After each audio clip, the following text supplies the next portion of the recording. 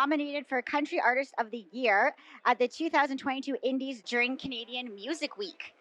I went to Canadian Music Week a while ago. Not many country artists are showcased there very often. That nomination was cool because of that, right? Like, it felt pretty special. I love the Combo. What a cool venue. Your summer release, Cowboy Stay, has been a hit on TikTok. Yeah.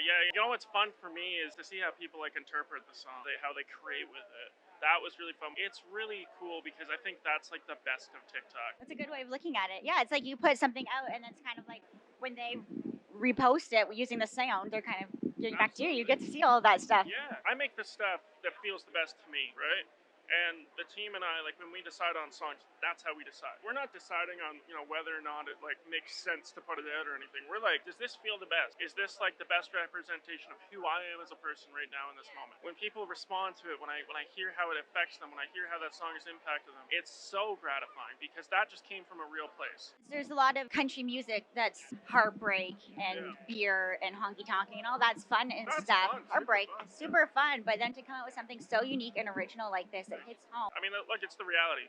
If you're, a kid, a teenager, whatever, and you identify as something other than like a straight guy or a straight girl, it's not going to be easy for you in a lot of places, in a lot of communities. LGBTQ plus community is resilient and powerful. When you get comments like that or people who are pushing back, they're there with compassion and understanding and a willingness to educate and share the experience and be like, look, this is the reality. And that's what I wanted to do with the song, is just share the human experience.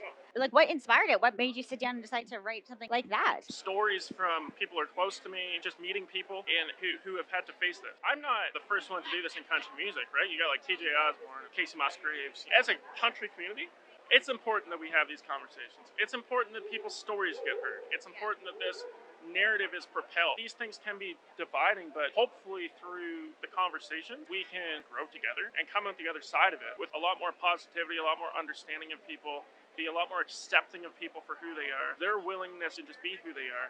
And we need to accept that. We need to understand as a community that it's okay for people to express themselves however they want to express themselves. Last time we spoke, we talked about Get Go in the music video for that. One of your responses to me was that you're manifesting the right lady to come into your life. Has there been any movement on the romance front?